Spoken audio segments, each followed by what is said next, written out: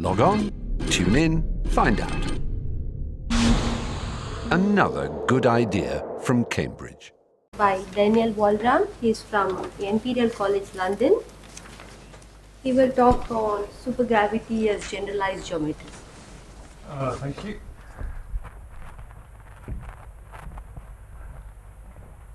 I'm going to talk about generalized geometry and its relation to supergravity. And this is work with two of my PhD students, Andre Coimbra and Charlie Strickland-Constable. It's appeared in a couple of papers. So let me tell you where we're going, and then you can concentrate as much or as little as you like. So the basic idea is that we're going to use generalized geometry to reformulate supergravity. And there's two cases that we're interested in. Type 2 supergravity, in which case the full supergravity can be rewritten with an O1010 structure group. And we'll also consider 11-dimensional supergravity, and then we'll think about not the full supergravity, but the supergravity restricted to some d-dimensional manifold. And then we'll find we can rewrite it with an exceptional structure group. So that's going to be metrics, for instance, of the form where, how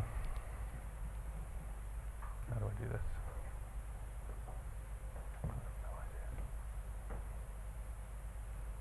Okay, I can't cope with that. I'm going to point to you because I'm not very good. Metrics of the form where we have a warped compactification, a warped flat space, flat Lorentzian space, and then some non-trivial manifold M, d-dimensional. There's a physical pointer there. That I can cope with, thank you. So, and we'll only consider the case where this manifold is 7-dimensional or less. So I should say the idea that supergravity or string theory or M theory has a higher symmetry group has a long history, going all the way back to Kremer and Julia. DeWitt and Nicolai did some important work rewriting 11-dimensional supergravity when it has a form of it like this kind of split. Peter West has talked about E11 groups appearing and so on. I'm only going to talk about supergravity, and I'm only going to talk about in these restrict 2 cases. And basically I'm going to tell you how it's essentially encoded in generalized geometry. And in a sense, the bottom line is that the full bosonic action for these theories just becomes something that looks like ordinary Einstein gravity. There's some volume form, there's some notion of a generalized metric. There's a volume form which is associated to that metric. This comes back. Okay. There's a volume form associated to that metric, and there's a curvature associated to that metric. So all the form fields, the dilaton and so on, all get packaged into just an action like that. So this unifies the bosonic fields. The bosonic symmetries get unified into a sort of generalized Lie derivative. And these theories have a larger local group. So the local symmetry group, when it's O1010, the local symmetry group becomes spin 9-1 cross spin 9-1. Or when we're doing the 11-dimensional case, it becomes the maximally compact subgroup of the exceptional group, the thing that appears in U-duality. And furthermore, although I'll focus on the bosons, you can also use this formalism to rewrite the SUSY variations and the fermionic action, at least the leading order in the fermion. Now I'm talking about supergravity. There's also been a lot of work talking about double field theory. So there the idea is you have twice as many things depending on twice as many coordinates, or more than twice as many coordinates if you try and do M theory. Now in double field theory there's a constraint called the strong constraint, which essentially says that locally things only depend on half the coordinates in the double case. So what's going to happen is that this generalized geometry description is going to be completely equivalent to double field theory, at least locally. The only issue is a global issue, whether you can have double field theory could describe things which are non-geometrical in the sense that they're patched by T-dualities. But for me, I'm only going to consider ordinary geometrical backgrounds. And what's the idea? Well, generalized geometry, the idea is that instead of thinking about structures on the tangent space, you think about things on the tangent plus the cotangent space. And the basic thing we're going to do is to define the analog of the Levi-Civita connection. That's going to be a generalized connection in this sense. It's going to sort of live here. But we're going to be able to think about one which is torsion-free and compatible, and then the action will look like the curvature for that connection. So in some sense, supergravity is just generalized geometry. It's just the Riemannian action for generalized geometry. And there's at least some evidence that this applies to other supergravity theories as well. All right, so I hope the sort of background is clear. So what I'm going to do, I'm going to start by I'm going to focus on the type 2 case because there the expressions are more manageable. I'll start just by reminding you about type 2 supergravity. We'll then go back and do something very simple. We'll just go back and review metrics and Levi-Civita connection and stuff, because many of the expressions we have here will just generalize in a nice way when we do the generalized geometry. Then we'll talk about this ODD generalized geometry, which is the one that's appropriate to type 2. And we're going to have some sort of conformal orthogonal group acting, and that's so we treat the dilaton correctly. We'll talk about connections and torsions, and then we'll talk about these kinds of structures and this definition of the analog of Levi-Civita. Then I'll say how that relates to the supergravity. And finally, I'll sort of go a lot more quickly through the 11-dimensional supergravity reductions, but you'll see that all the same structures appear. Okay, so just to start with, a little review of type 2. So what fields do we have? Well, we have the Nevers-Schwarz fields, metric, the B field, the dilaton, some set of Ramond-Ramond fields, and some spinors, which are the Gravitini and the dilatini. And what's going to happen if we look at ordinary generalized geometry with an ODD group, it will geometrize these fields. So it will unify these fields, but not the Ramond-Ramond fields. Later, if we start looking at exceptional groups, then we'll also be able to unify in with the Ramond-Ramond fields. The action is very familiar to people. So we'll be focusing, when I said that things were rewritable in terms of a sort of analog of a Ricci scalar, the Ricci scalar will reproduce this part of the action. Let me just give you the equations of motion so you remind you what they are. And the symmetries in the Nevers-Schwarz sector are just diffeomorphisms, which are generated by just the Lie derivatives of the fields, and they're parameterized by a vector, and also gauge transformations of the B field, which are parameterized by a one form. And it's going to be putting these symmetries, vectors and one forms, on an equal footing, which is sort of the natural thing generalized geometry does.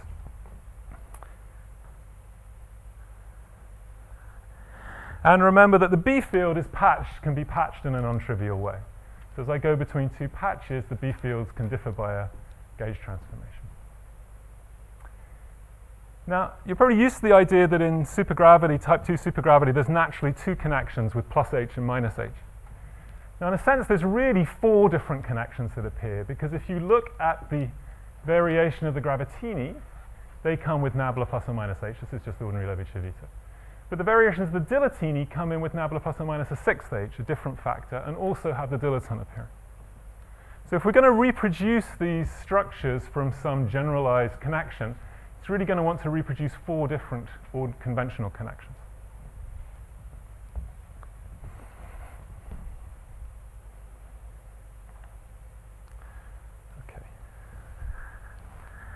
Okay, so now I'm going to go back and do something very simple, which is just remind you about metric structures and Levi-Civita connections and things. So I apologize, it's very basic.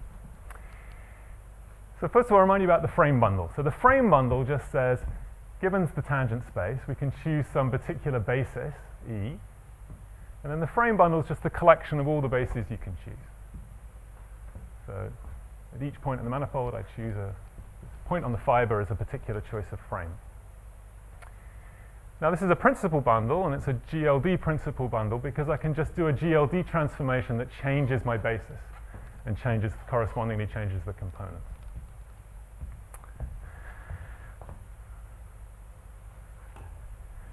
Okay, now what about the differential structure? Well, we can think of that as being encoded in the Lie derivative. So the Lie derivative, this was just two vectors, the Lie derivative is just the Lie bracket. And let me just rewrite that in a slightly different way. I can think of this as one term which basically just tells me as I do the diffeomorphism, I will need to evaluate the field at a different point, the field W at a different point. And there's another part which comes from the fact that W is transforming as a non-trivial representation of GLD, and I have to also make a GLD transformation on W as I do the shift. So I'm thinking of this object as just some element in GLD, and it just transforms the vector because it transforms as a representation. It's not just a scalar. Now that form generalizes to any tensor, so that you can in fact always write the Lie derivative as something which looks like a scalar operator plus something that acts in the adjoint of GLD.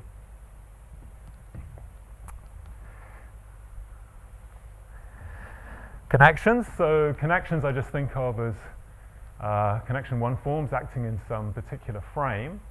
And the torsion is just related to some anti-symmetrization of this connection.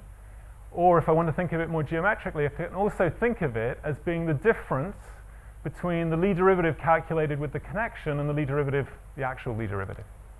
And this naturally would be something which acts in GLD.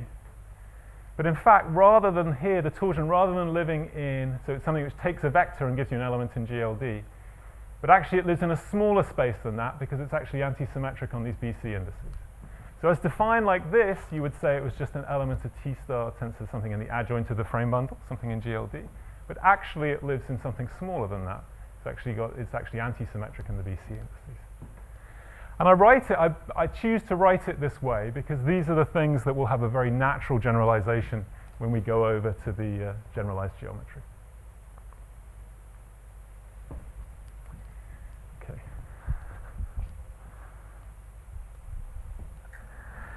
Okay, now what about the metric? Well, I want to think of the metric as a G structure. So what's a G structure? A G structure just means I choose some subbundle of the frame bundle.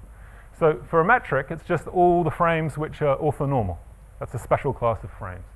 But in general, you could consider other substructures. So an almost complex structure is similarly some subset of frames of the fiber bundle where you've got a natural action of the complex general linear group. So for a metric structure, here now the group is OD. So now orthonormal frames are related by OD transformations. And that's equivalent to specifying a metric. So you can think of a metric as either being specified by a special set of frames, which are the orthonormal ones, and hence a special subbundle of F, or as the metric G itself.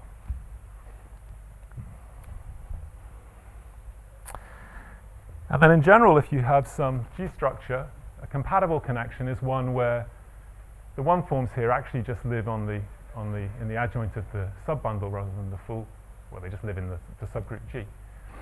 And for a metric structure, it just means that the derivative of the metric vanishes. Do you want delta AB or beta AB? Sorry. On the previous one? Nope. Yeah, I guess since I was doing OD, I put delta. In the actual case, I'm going to be, you mean the signature? This thing, it doesn't care about the signature. No. I mean, the metrics, obviously when I choose a metric structure, it does care about the signature because it's equivalent to defining a metric.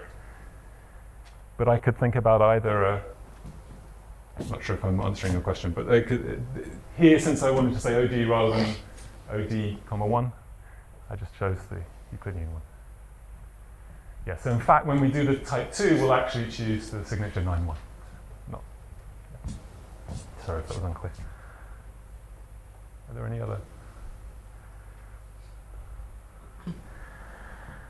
Right, and then Levi-Civita, well, what's Levi-Civita? It's the unique connection that's both torsion-free and compatible with this structure. So it both preserves the metric and it has vanishing torsion. And for Levi-Civita, it's unique. So for an OD structure, it's actually you find there's a unique solution to that. Now, if you have other G structures, the existence of such compatible torsion-free connections, different things can happen. So, for example, if you have an almost complex structure, that's something where you have the manifold is even dimensional and you've got some complex GLD on 2 group. Then if you can find, then you can't always find a torsion-free connection that's compatible with J, the derivative of J vanishes. The existence of one means that this J is a particular J and it has to be one that's integrable, so you have an honest complex structure. So unlike for Levi-Civita, we didn't get any condition on the metric to find a compatible connection. For a complex structure, almost complex structure, to find a compatible torsion-free connection, then this has to be an honest complex structure. And again here, when you have such a complex structure, the compatible connection is not unique. There are many compatible connections.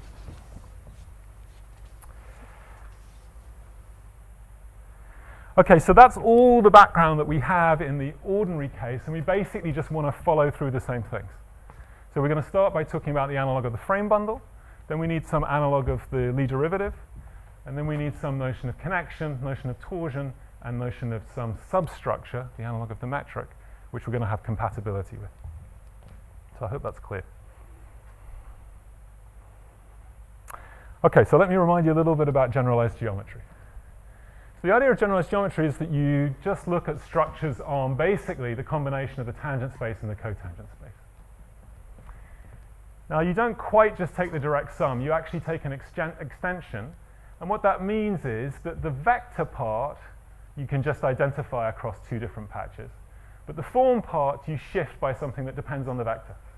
And you shift it by the exterior derivative of some set of one forms. And these one forms here, you choose, in order to make the connection to the B field, you choose them to be the same one forms that patch the B field. So the idea of generalized geometry is it's got in it both the topology of the manifold, because it's got the tangent space, but it's also got information about the topology of the B field. You sort of put that into the bundle E. And I'll sometimes write generalized vectors, so locally they just look like vectors in one forms, as something Vm, where now m is running over twice as many coordinates.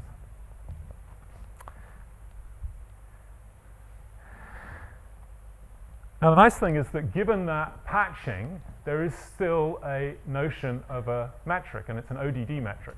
Given a vector and a one form, you can always take the inner product between them. And because of the way the patching was, this is consistent across going from one patch to another. So on generalized vectors, there is always an ODD metric, which if you like, if I write it out in the two component things, just has this off-diagonal identity matrices, so you can see it's the signature.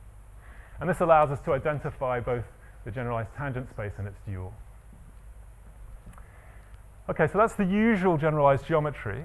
For us, we need to do something a little bit more, so we actually need to get in the dilaton in a natural way. And the way to do that is you don't look just at E, but you look at tensor products of E with some determinant bundle. And that's how the dilaton is going to enter. So I'm going to slightly generalize, and I'm going to consider now a bundle which is now, if you like, they're now tensor density, they're vector densities and one form densities living here.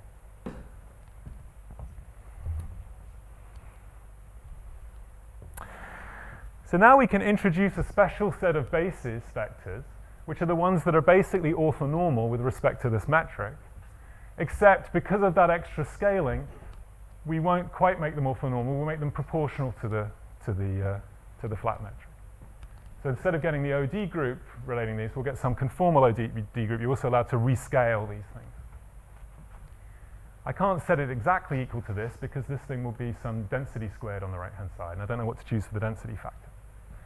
So basically, there's a special set of frames which are related to each other by some ODD cross R plus transformation.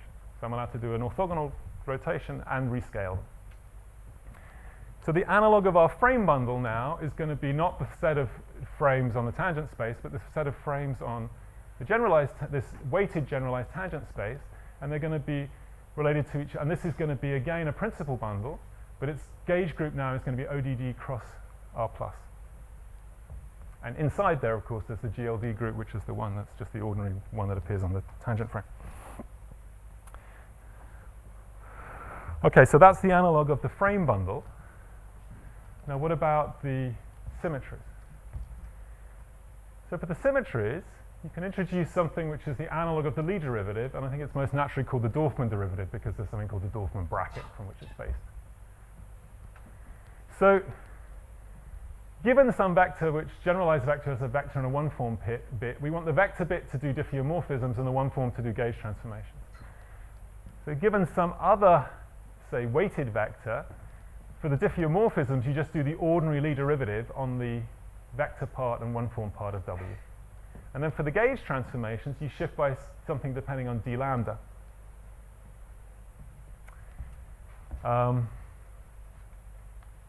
And this transformation actually can extend to any ODD cross R plus tensor. So it's exactly like the Lie derivative, defines a derivative operator on the space of tensors. And it gives this, in the math language, it gives the bundle E the structure of a Courant algebroid. So it's sort of the analog of the Lie algebroid structure you get for Lie derivatives. And in the supergravity, it's going to basically generate the symmetry algebra of the bosonic symmetry transformations. But we can rewrite this in a way which reveals like the ODD structure more naturally. So here I split things into the vector and one-form parts. So you can rewrite it by introducing the partial derivative in a natural way. So we can embed the partial derivative into this story by just remembering the partial derivative naturally takes a scalar and gives you a one form.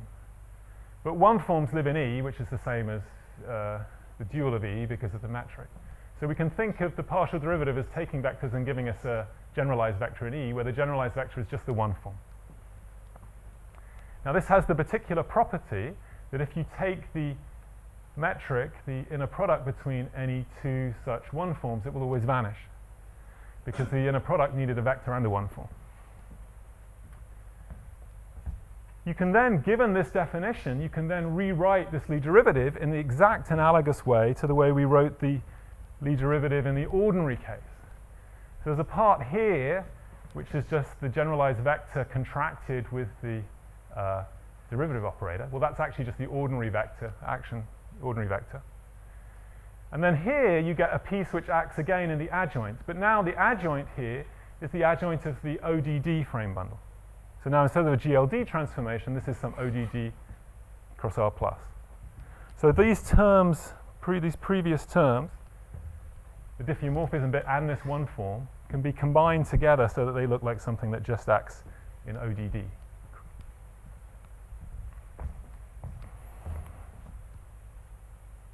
And as I said, this is a derivative operator, so it satisfies some Leibniz relation if you act on general ODD tensors. Okay, let me say a little thing about the relation to double field theory. So there's actually an old paper by Siegel who did many of the things that many of the things I'm going to talk about for the bosonics, for just the Never-Schwarz sector, actually originally in Siegel back in the mid-90s, I think. Double field theory was introduced by Harlan Spivak, and it's been worked on by many people. And in the 11-dimensional case, or the M-theory case, Berman and Perry and collaborators have been thinking about. So what the idea there is, instead of here our generalized tangent space, we just worked over an ordinary manifold. It's just a d-dimensional manifold. The idea here is you take a 2D-dimensional space, so that what our generalized tangent space here just becomes the ordinary tangent space of this doubled manifold. And the idea is this was motivated by saying in string theory, in string field theory, you can consider things as functions of both momentum and winding modes. But then what double field theory does, it then says, let's not keep all the string modes, let's just keep ones that correspond to like a metric on the momentum space and winding space. On the face of it, that's not a very reasonable reduction, because it's not a sense in that you're taking some low energy effective theory in general. So you've got to hope that it's some sort of consistent truncation where you're allowed to keep just those modes of the string and drop all the others. But the idea is you do that, and then you just get some ordinary field theory on this 2D dimensional space. And then usually what's done is that you then require that all the fields there satisfy the section condition, which says that the derivative of any field, if you take the inner product with the ODD metric, that vanishes. But locally, that's completely equivalent to saying it's independent of d of the coordinates. So we're actually back exactly to the generalized geometry picture. So the only possible out here is that there may be global issues. So it may be that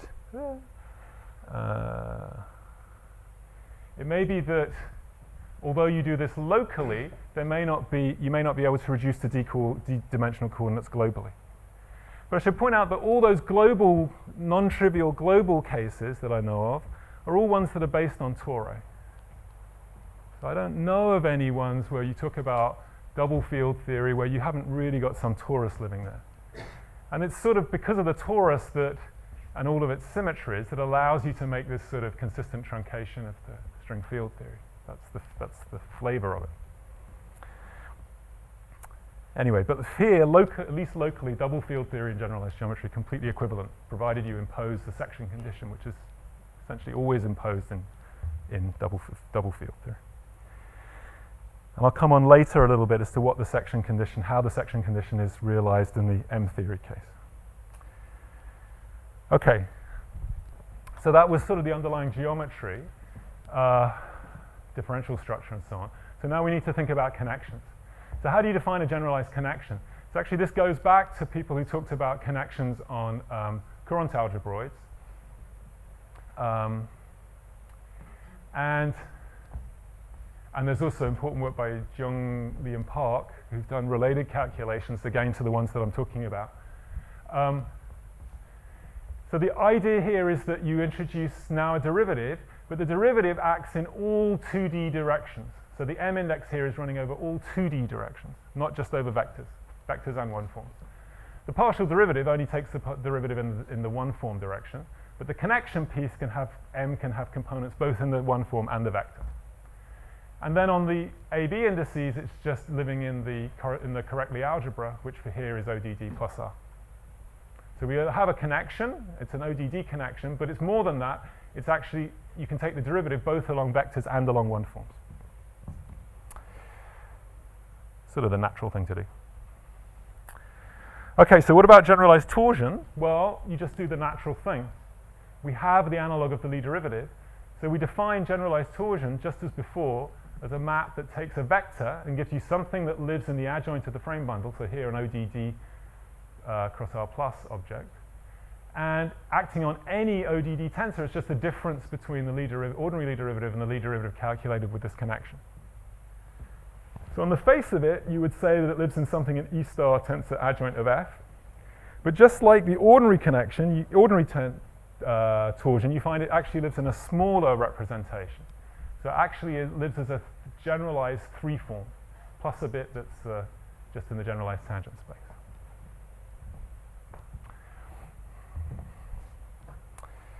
So that's the torsion.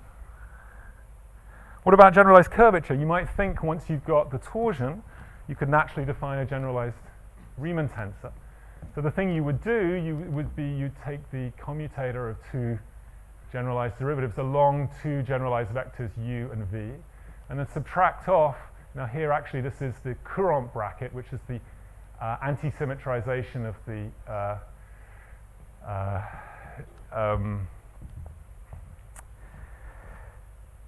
Dorfman derivative. But anyway, it's the natural thing that you would write down here. It's got to be anti-symmetric in u and v. So you try this, but you find that this isn't in general a tensor. So although in generalized geometry you can't in general write down a curvature tensor in the natural way. However, it is a tensor if u and v are orthogonal to each other with respect to the ODD metric. And we're going to come back to this issue about curvatures. Okay, so we've got the frame bundle, we've got the notion of connection, we've got the notion of torsion. We need the analog of the metric. So the analog of the metric here is really a product structure. So we just say we got some ODD structure where we can think of some substructure, OPQ cross OQP, where P plus Q is D. And imagine that we can and say, well, can we find such subbundles of the generalized frame bundle? That's equivalent to just saying we have some set of orthonormal frames on here and orthonormal frames on here. So that says that when I take the inner product between these frames, it's just the ordinary PQ flat metric, up to some scaling factor, which was the fact that we had this conformal factor in the ODD group. And we can think of this scaling factor, it's going to be something that lives in the determinant bundle, so we can think of it as like a volume form. So I'll call it the volume form. So it's another way of writing this. And effectively what it's saying is that the generalized tangent space splits into 2 parts. You can think of vectors living in this bit and vectors living in this bit. So the vectors here, generalized vectors now transform partly under that group and partly under that group. So we can so I'll use an A index to denote transformations under the PQ and an A bar under the QP. I hope that's clear. Is that clear?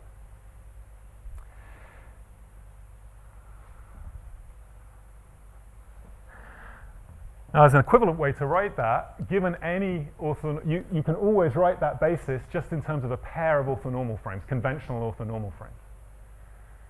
So it's equivalent, really, to just specifying a metric and a B field plus some scaling factor phi, the dilaton. So the information contained in this substructure is the same as the metric, the B field, and the dilaton. And note here that in general we've got a pair of orthonormal frames. So we've really got, and they're transforming separately under two different OPQ groups. Equivalently, we can define a generalized metric, which is now a generalized metric on this weighted space, and that takes the usual form that you're used to from T-duality, but it gets some overall factor which is just to do with the weighting. So we can package the dilaton into the generalized metric in this way. There's really only one object, which is the generalized metric. Yep. What is the E hat and E? What is the difference between the small E hat and small E? Oh, I'm sorry. E hat is the basis for the vectors, and E is the dual basis on the one forms. So they're just we got a metric. So there's a sorry. So this is the vector part of it, and then the one form bit is the. Sorry, I should have made that much clearer. Are there any other questions? So. Sorry. Yep. You have E plus and E minus and hat and on hat. You have 4 turbine. No, because these are related. There's a metric, so these are related to each other just by the action of the metric. So it's really just two different field lines. Is that okay?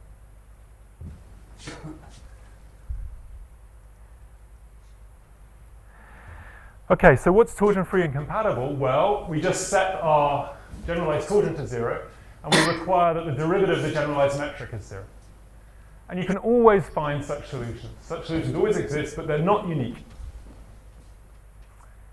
So there's a non-unique bit, which I'll call A. So let's look at what they look like. Well, remember I said you could take the derivative along any generalized direction. And we're decomposing the generalized vectors into the C plus C minus that transform into the two OPQ groups.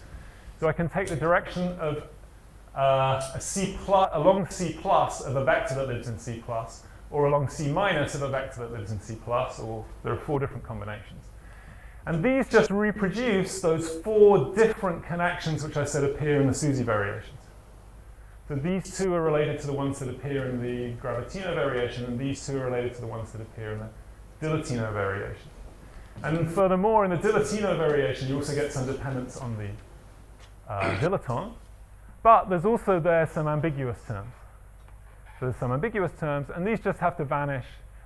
The conditions on these are that the torsion of this vanishes. So remember, the torsion was something that lived in the 3 wedge product of E. So the conditions here are just that totally anti-symmetrized on 3 indices, it vanishes in some trace condition. Okay, but there is a compatible connection. It's looking like it's giving the right things, but it's not unique. Yep. Is there a difference between torsion in the generalized geometry and torsion in geometry? Yeah, good, sorry. So if you thought of this as a conventional connection, it would have torsion given by H. So the conventional torsion here is non-zero, but the generalized torsion is 0. Yep.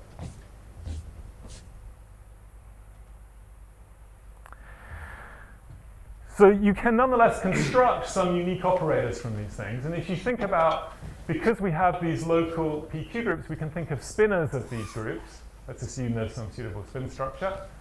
So with their corresponding gamma matrices for the 2 different groups. So I can think of derivatives of spinors of one PQ group and spinors of the other PQ group. And I can think of Dirac operators on those 2. And it turns out that if you go back, you notice that these middle 2 operators were unique. So if you take the derivative with respect to C minus of something in C plus, it is unique. But if you take the derivative in C plus of something in C plus, it's not unique. So here, this is derivative in C minus of something in C plus, so it's unique.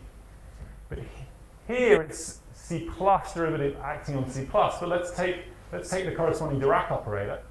The Dirac operator is such just precisely that all the ambiguous terms drop out, and we get exactly the operator that appears in the SUSY variation.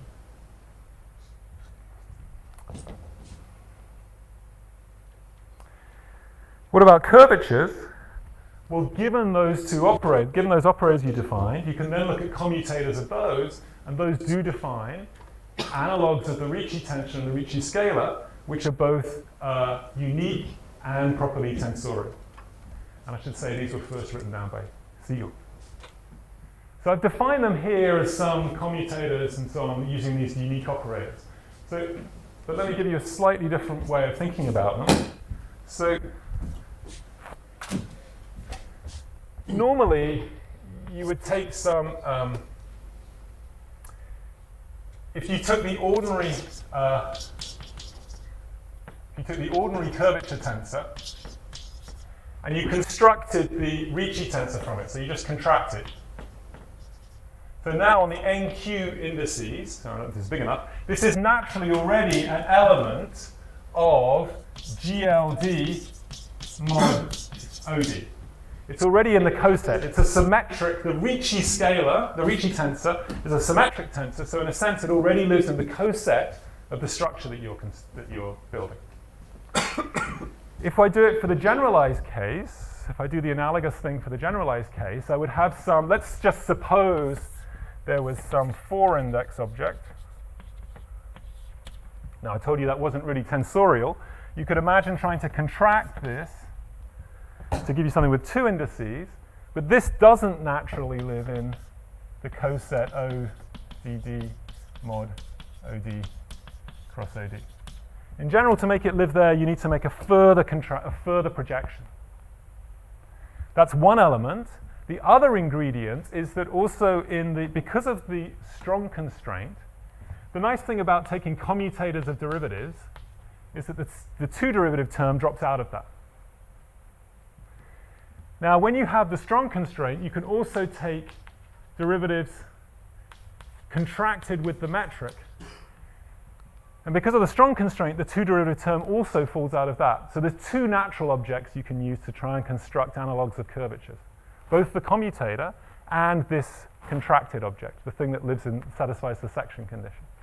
So actually, to construct this curvature, I haven't explained it very well, but to construct this curvature, you need to, hopefully it will come back. You can think of this whole thing R, both this piece and this piece, as living in this coset, the ODD mod OD cross R plus coset, lives in that coset, and you can build it out of commutators where you take a contraction to Ricci and then project onto the coset, plus this scalar invariant operator. Okay? It's probably a bit unclear, but I hope you get the flavor. All right, so we've got all the ingredients now. So basically, all we need to do is now see how they match up to supergravity. So you can do the matching for type 2 either for a dimensional reduction, so just take a case where we just take some d-dimensional manifold and the rest of the space is flat, or we can do it for the full 10-dimensional theory. So let's do the full 10-dimensional theory. So we're going to reformulate the 10-dimensional theory with an O1010 sort of O1010 structure group, O1010 plus R plus structure group. So we take an O191 cross O19 substructure. That means, as we said, G, B, and phi parameterize the generalized metric, which is just an element in this coset. And now the theory is going to actually have not just spin 9-1 symmetry, but it's going to have a spin 9-1 cross spin 1-9 symmetry. That's because there were 2 different orthonormal frames. So not only is the theory, we're seeing that actually the supergravity has a larger local symmetry group. So that was the Nevers-Schwarz fields. What about the Ramond-Ramond fields? Well, we can do them too in this language. If we use the democratic formalism, then the Ramond-Ramond fields are either a sum of even or odd forms. Now it turns out that the spinners of this generalized tangent space are actually either even or odd forms. So naturally the Ramond-Ramond fields are O1010 spinners. There's a natural pairing on them, which is just the ordinary spinor bilinear, which is the same thing as the Mackay pairing on forms. Note that if you hadn't taken the weighted objects, you wouldn't have been able to get an isomorphism. There would have been an isomorphism, but there wouldn't have been any natural isomorphism. So again, it's important that you take the weighted objects, actually. What are the bosonic equations of motion? Well, if there was no Ramond-Ramond fields, they would just be that the generalized Ricci, this is sort of the scalar part of it, this is the non-scalar part of it, the generalized Ricci would vanish. When there are Ramond-Ramond fields, there's a contribution as a spinor bilinear from the Ramond-Ramonds. The Ramond-Ramond fields also just satisfy their own Dirac equation, which is just the same as saying that they're closed. And they have to be self-dual, which means that they're chiral in some sense with respect to either C plus or C minus.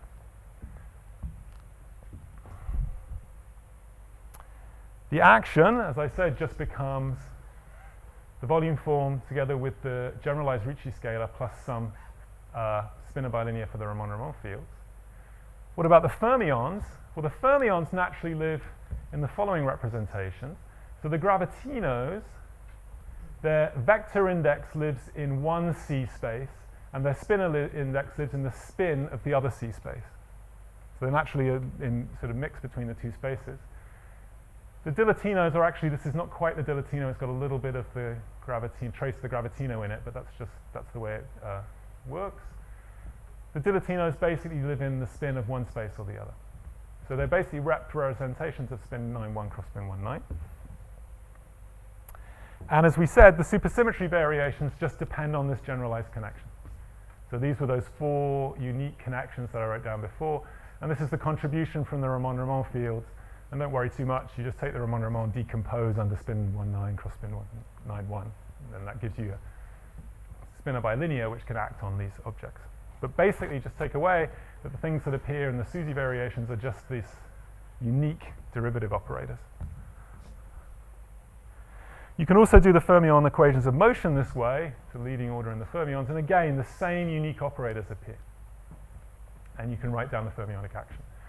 And the reason that the bosonic equations of motion were just related to the Ricci tensor was just by doing the SUSY variation of the fermionic equations of motion, and then you would get precisely these combinations of connections that I talked about.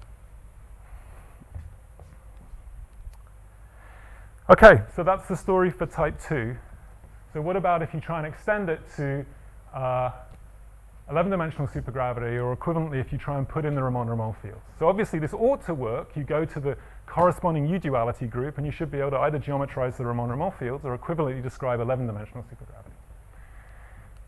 So we're going to restrict to dimension less than or equal to 7. The ODD structure should now go into some exceptional ED structure with a particular signature. The OD cross OD should now be this maximally compact subgroup, which is in 7 dimensions is SU8, in 6 dimensions USP8, and so on. Now again, this has a long history, going back to the original formulations of n equal 8 supergravity. There's been proposals that maybe E11 is somehow related to the full symmetry of M theory. I'm only going to stick to supergravity and just keep the dimension less than or equal to 7. The corresponding double field theory notions have been talked about by Berman and Perry and collaborators. And again, we'll be able to relate to those. Although I'm thinking about this for 11-dimensional supergravity, it's equally applicable for type 2 theories where you just reduce by 1 dimension, just because the U-duality group equally well refers to type 2. The decompositions work slightly differently, but everything I do here can also be used to geometrize the Ramond-Ramond fields. Okay, so what kind of background will we take? Well, actually, again, to get the representations right, we actually have to consider warped compactifications. You have to allow 1 more degree of freedom, which is just a warping of the flat dimensional part of the space, and then some d-dimensional manifold. And in general, the flux, the 4-form flux of 11-dimensional supergravity will have a bit that lives in the manifold M, and in general it may have a bit that lives, it's distributed across here, so we'll call that F tilde. So that's like, you can think of that as the dual flux, the 7-form flux. So in general, if I go up to 7 dimensions, I'll have both the flux and its dual. And we'll also keep, the dilaton will also keep the trace of the gravitino in the flat part of the space. That's the thing that's sort of pairing with the warp factor. So we'll keep the trace of the dilatino there, gravitino there. So now we have 2 different potentials, one for the 4-form, one for the 7-form, and they have their own patchings. And note that the patching of the 6-form potential is quite involved, and it involves the 3-form. That's because of the Chern-Simons terms in 11-dimensional supergravity. However, you can still introduce a generalized tangent space. Now you need vectors, 2 forms, 5 forms, and something which is like another one form, but it's actually a weighted one form.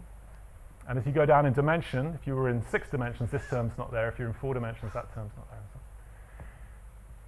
Really, it's some twisted extension of this thing, just like the ordinary generalized tangent space. And the twisting involves precisely the patchings of the form fields.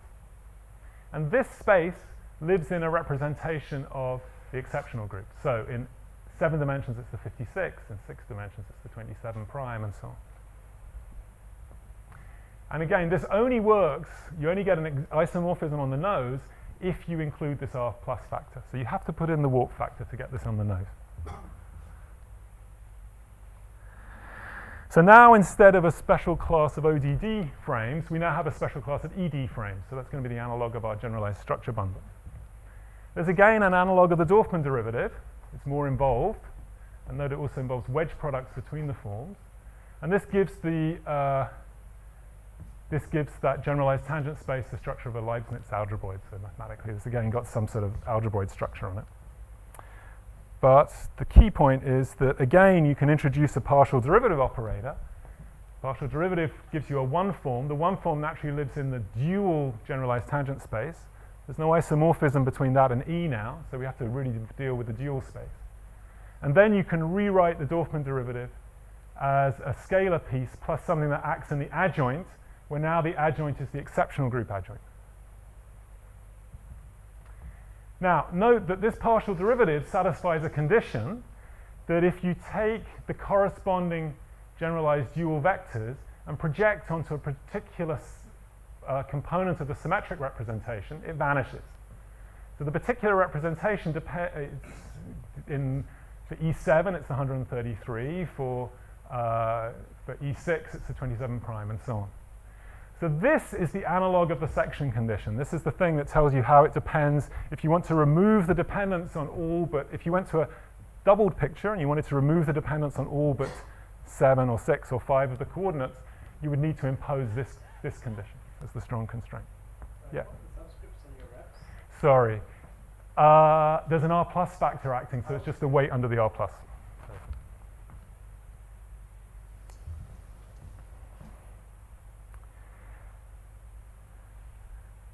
We can introduce generalized connections just as before.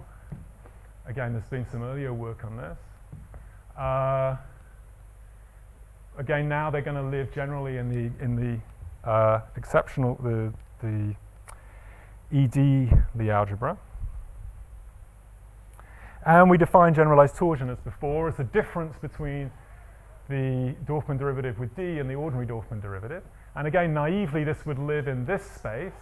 But in fact, we find it lives in a smaller space just as before. The ordinary torsion lives in a smaller representation. And the representations that appear here, again, there's some particular ED representations, and they're the same ones that appear in the embedding tensor. So if you know about writing down gauge supergravities in lower dimensions, there's an embedding tensor formalism, and the torsion here is the same representation as the corresponding embedding tensor for the maximally gauged, the gauged maximally supersymmetric theory. And there's a reason for that. That's to do with if you did a reduction on an identity structure, it gets related to the embedding tensor. I'm not going to tell you about the detail.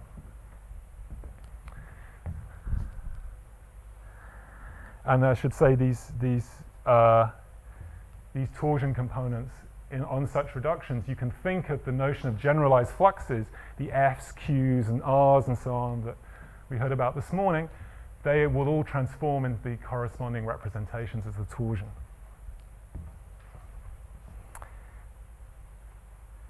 One comment I should have made earlier. If we go back to the O1010 formalism, from Magdalena's discussion this morning, there were these different forms of the generalized, of the basis that she wrote down. The fact that you had those two OD groups acting, that's to do with just saying that you can write things down using not those two OD groups out. Usually you identify them, and that puts the generalized basis in a particular form. But you don't have to identify them because there's a full 091 cross 019 symmetry. If you don't identify them, then you can get bases that look more like Magdalena's basis from this morning. Okay, sorry, I should have said that before. Okay, what about the generalized metric? Well, now we identify some HD subbundle, where again this is the maximally compact space, and the identification of such a subbundle has exactly the same degrees of freedom as all the bosonic fields. So just as before, the generalized metric encodes all the bosonic fields, including the warp factor. And again, torsion-free compatible connections always exist, but they're not unique. So you know what's going to happen. We can make unique operators by looking at certain projections. So the fermions transform in two different HD representations. I have to become a bit abstract now because it depends on the dimension. The group, the local group HD, is different in different dimensions. So let me just be abstract. They transform in two different HD representations. And I can construct unique operators by acting on them with the derivative and then projecting onto one of these two representations. So here I act on something in the spinor representation, then project onto the spinor. Here I act on something in the gravitino representation. Here I act on a spinor with D and then project onto the gravitino representation, and so on. And you can then again define a curvature which lives in the correct coset space by taking successive actions of these projected operators. And that will again define an analog of a Ricci tensor which has a scalar part and a non-scalar part.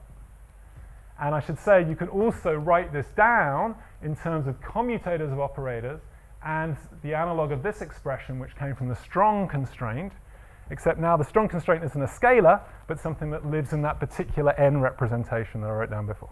Okay. So you don't have to define them via the spinors in this way. Okay, so what happens? The equations of motion now just become that the whole space is Ricci flat, where this is the generalized Ricci tensor. So that encodes the Einstein equation and the equations of motion for the fluxes and the warp factor. The action just looks like the Einstein action, and you can write down supersymmetry variations and so on, again using these same derivative operators. And I should say that this action, so Berman Perry and Peter West and collaborators had written down, actually I should pronounce, how do I? Thank you. I apologize. Had written down the action in d dimensions in terms of the generalized metric and a partial derivative, but without a geometrical formulation of it. So this gives the geometrical formulation of those actions. Okay, so I should stop. So I've told you something a bit formal. Formally, you can rewrite supergravity using generalized geometry. And in some sense, supergravity is generalized geometry, or generalized geometry is supergravity. You can ask whether you can do this in other cases. You can actually just take ordinary four-dimensional supergravity, n equal 1, and rewrite it in a way that looks like a generalized geometry. I think you can probably do the same thing for other supergravities. And something's going on here. We only focused on the bosonic sector, but there was something about the bosonic sector that allowed it to be supersymmetrized. So I haven't put any superalgebra in here, so that's sort of somewhere in the back. You should be wondering, where does the supersymmetry come from? And all I can say is that this torsion-free condition is exactly what you need for two supersymmetries to just look like a generalized Lie derivative, look like a Dorfman derivative. So the closure of the supersymmetry algebra is closely related to the existence of this torsion-free connection. As I said, other supergravities, yeah, you can reformulate n equal 1 with a 3 form, and it looks like this. You can probably do 6 dimensions. An obvious question is whether you can think about higher order corrections to the supergravity using the same language. That's a very interesting question because I told you that you can't in general write down analogs of the Riemann tensor. And we know that higher order derivatives depend on things like the Riemann tensor. There was also recently a paper by Zwiebach and collaborators arguing that you can't write down R squared terms using this formalism. So there's clearly some tension there. Maybe one question is whether you can write the distinction between alpha prime corrections and just loop corrections, because you could take the supergravity and just do ordinary loops in it. And you might think, since the supergravity can be written using this symmetry, the loops would preserve the symmetry. Well, they might not, there might be an anomaly, but there's clearly distinctions between things that are just coming from sort of ordinary field theory loops and things that come from the full string corrections. It's going to come. And then there's also, you can use this language, which is in a sense how I first got interested, is to ways of describing supersymmetric backgrounds. So you know that ordinary supersymmetric backgrounds, if there's no flux fields turned on, are just described by special holonomy. And there's a nice theory of integrable background. Special holonomy is like an integrable torsion-free G structure. Well, here you can do the same thing. Now we've got this generalized notion. If you look at a supersymmetric background, it's again special holonomy, but now with respect to this generalized connection. So you've now got an integrable structure with the fluxes rather than, you generalize the structure and get something integrable rather than the fluxes describing the lack of integrability of the background. So that's interesting, and it may help us understand things like moduli of the background, because it's easier to find moduli for integrable things. There's this relation to the embedding tensor, which I didn't really say much about, but there's a clear relation between the embedding tensor and the kinds of generalized fluxes you can turn on, the F's, Q's, and so on. And what about this limit of 7 dimensions? Well, for us it came about from the point that we could write the Dorfman derivative in terms of a form that looks using the partial derivative in a way that seemed to respect the ED structure. If we go above 7 dimensions, that no longer works. It's no longer a tensor. The two things don't match properly. And that's related to the appearance of the dual graviton. So there's clearly something going on once you get to 8 dimensions and higher. Now, there may be ways of getting around it in 8 dimensions. I don't know what to say if you go above 8 dimensions. I'll just make one final comment about the relationship to E11 and what's been talked about there. There was recently there was a paper that argued that all the extra degrees of freedom that might appear in an extended algebra like E11 are necessarily auxiliary. They seem not to propagate. That's there's fairly weak assumptions about the kinds of field equations they satisfy. So one possibility, and so far in what I've done, we've seen nothing that restricted the structure. In order to have unlike generalized complex structures, you didn't need to, under complex structures, you didn't have to restrict the structure in order to have a torsion-free connection. Now, maybe when you go to higher dimensions, you restrict the structure in some way. And that may mean that things that a priori look like they could propagate get related to other fields. There's an analog of the Ninehouse tensor relation that will relate derivatives of fields to each other, which may be related to this fact that things don't propagate. Anyway, I should stop there. Thank you.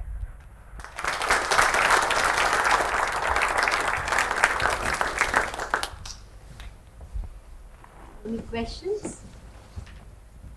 Maybe I missed it, but so you can't include the Ramon-Ramon fields in your formalist? In type 2, you cannot include the Ramon-Ramon fields in your formalist? So if you do the ODD, you don't. If you restrict type 2 to a d-dimensional or d-1 dimensional manifold, and you use the ED group, then you can. Yep. How do you know when, in this formalism, when the ordinary formalism, like if the square of the Riemann tensor gets large, then this theory, the ordinary supergravity theory, breaks down. Now, I guess it's more. This question is more interesting in the context where you have some non-trivial global structure and some non-trivial connections. But how do you know how do you know in this formalism when things are breaking down and when higher order corrections? Yeah. So yeah, in a sense, I think as you say, that's a question sort of for the double field theory. So in a sense, I'm just doing supergravity, and I don't look at any non-geometrical backgrounds or something. But it's true that if you're interested in something which is patched by... Couldn't you use this formalism and then have patches that involve these? You could try. So there's a so if you use the double... Why do we have to say double field theory? I don't... That was the first, I don't know. If you like, use this but have some condition where there aren't globally defined coordinates. So here, this strong condition meant that it only depended on some fraction of the coordinates in the double picture. I'm not sure if I'm answering your question. The formalism I've given only applies to supergravity. locally it's equivalent to the double field theory. There again, it's only, in double field theory, locally it only depends on d of the coordinates, not 2D coordinates. But the idea is that globally it may be patched, so you can't choose the d coordinates globally. And that would, for instance, describe backgrounds which are patched by a t-duality. So is double field theory equivalent to what you're doing, Lo- both allowing such? I think so, yeah. If you use what's called the strong constraint, which is, it seems that you have to use to do double field theory. Now, so any of those double field theory backgrounds, unless they're related to tori, so everything's flat, you'd expect some high curvature to appear somewhere, because some cycle is small. So you would see some component of the curvature becoming large. So my own take is that But that's not, it's not, is it obvious that that will always happen? Could it be that there's a solution of this where supergravity is valid locally everywhere but not globally? Is that ruled out somehow? so we know we know there are examples. Tori is not going to work if you have a cycle coming. Yeah, yeah. As far as I know, those are the only backgrounds that have been analysed in the double picture. So I don't have a feeling for what my own perspective is. I don't understand in the double field theory how you're going to have some. You would have to have some consistent truncation to some subset of modes in the string, which are the ones that are described by the double field theory. And that's clearly not a hierarchy. It's not saying that I've got some energy scale precisely for the reasons you're saying. Something has to be small if you're going to include the winding modes.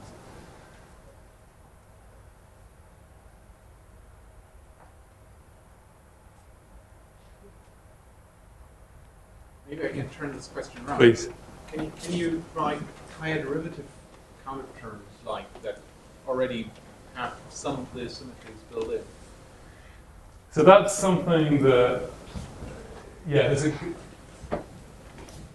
it's a question, could you write the order of the fourth terms in type 2 using this language? And I don't know. Is that R plus factor conformal weight scaling? I don't know, I haven't thought about it. That would not survive the high field. It's not.